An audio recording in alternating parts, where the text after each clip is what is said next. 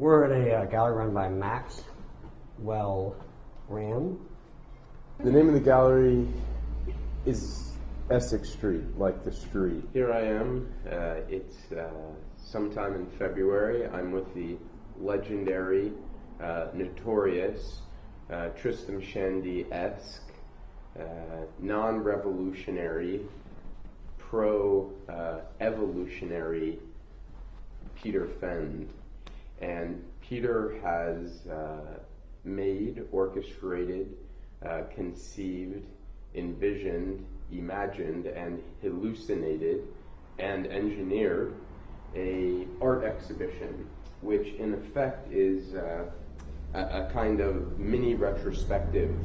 But unlike most retrospectives, which are greatest hits, this is a kind of retrospective of blind spots. It's a survey of everything that wasn't realized to its capacity. The show, which has the subtitle May Not Be Seen or Read or Done, is a work that has not happened to be shown. And I can say that in every case something here has not been shown.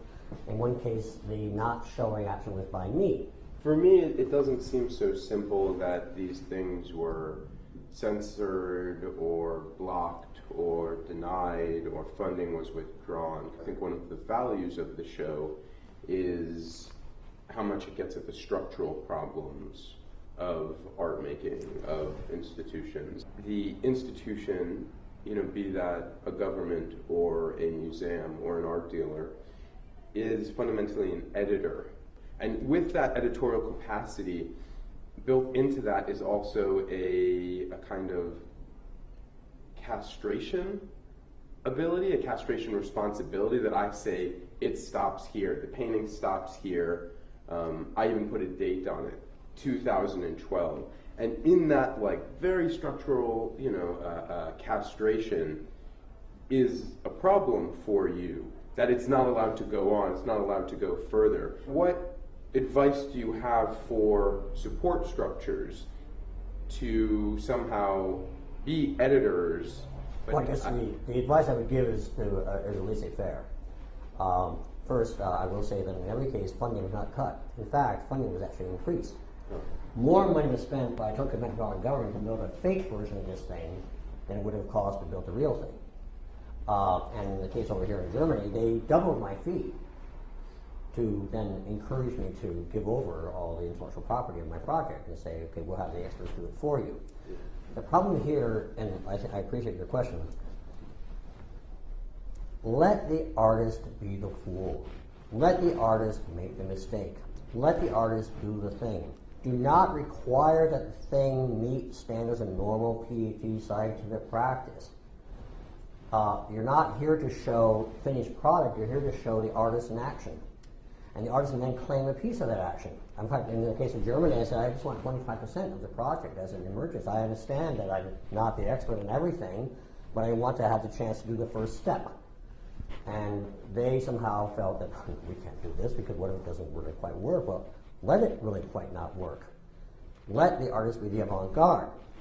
So the institutional requirement I'm going to ask is that the artist, when they make a funded proposal, and that it is within the range, and actually I did do the thing, and I did show it can be done, and I proved it's feasible, let the hunky-dory, rinky-dinky, not so good, not quite professional thing happen, because without that historical event of the action, there is no then cue for proceeding with a more rigorous scientific fulfilling of the action on an industrial scale. And I think the tragedy of the show is that in every case where the work gets blocked, what happens is that the historical possibility is not realized.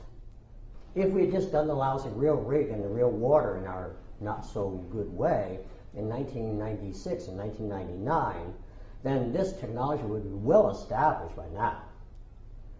The artist is the avant-garde. Their function is to pioneer. That was very clear in the case of my water wheel thing for this river in Bavaria. I don't know if it works. Let's at least show it. We can try it out. People are ready to go for $10,000 on it.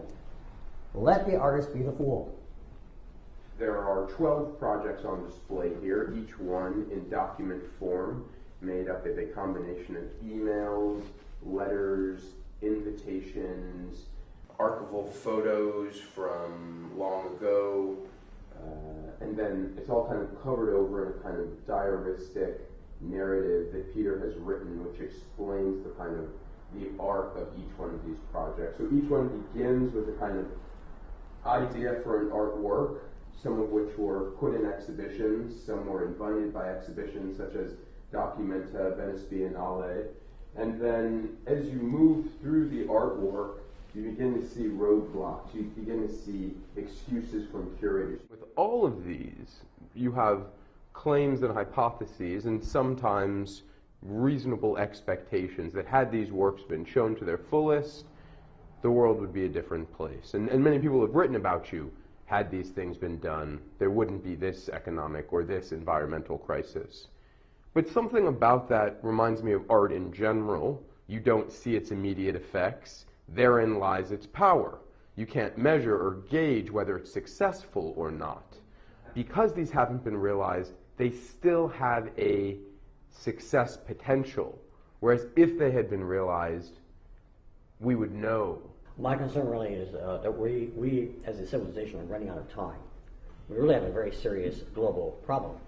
And survival of the human race is an issue. So we don't really have time. Now, to give, let's say, take a look at this piece over here. Here's a case where I think we have a serious matter of profound delay. In New Zealand, it is reported as of 2010 that they are somehow the world pioneers in the idea of water plants from rivers like Alodia and Ceratophyllum, and certain water plants, ligneous plants, to be made into methane gas. And they say it's from a work with American Firm Ocean Earth, my company, okay. But anyway, that's where we are, 2010. But in this year, 2000, the year 2000, 10 years earlier, I was given an offer based on work I had shown in Chicago by an institute for $2 million to work for 2 years to work on just that idea. And I have since developed some ideas of rigs and things in the water. But I mean, the point is that obviously if I had spent 2 years with $2 million budget and so on, I would have figured out all kinds of solutions to that issue. And this would have happened 10 years before what is now being promoted in the New Zealand press as 2010. Now that's quite important because the Midwestern United States, this whole area within this catchment of the Gulf of Mexico, has enormous amounts of excess plants stuck behind dams and various lakes, and they don't know what to do with it, and this is exacerbated by the runoff from the farming. So you have a lot of very serious problems with eutrophication of the water. This could have been addressed. This could be a technology. This could be a know-how. And the 10-year delay is quite serious because we have not yet developed a really good biogas industry, and we could. Now, another point just to bear in mind, the reason why this didn't happen is that a man came up from Houston. You can check him on the web. His name is Richard Hout. I've checked him on the web. And you can see what he does. And he's really into the environmentally safe drilling. And his companies were Statoil and Exxon and Halliburton, and they are working on this rig, which is now in question. There's a legal question about whether that rig can even be there. It's in the court right now in somewhere in Louisiana, I think St. Charles of Louisiana. And I'm saying, hey, let's start now with other forms of biogas energy production there, and let's start also to say we cannot just have the oil companies do things their way. We have to do other things in this whole region in the way that was manifested or identified in this $2 million grant way back then. That's the delay we need to overcome. We can't say, okay, it was sort of slowed down because we have no time.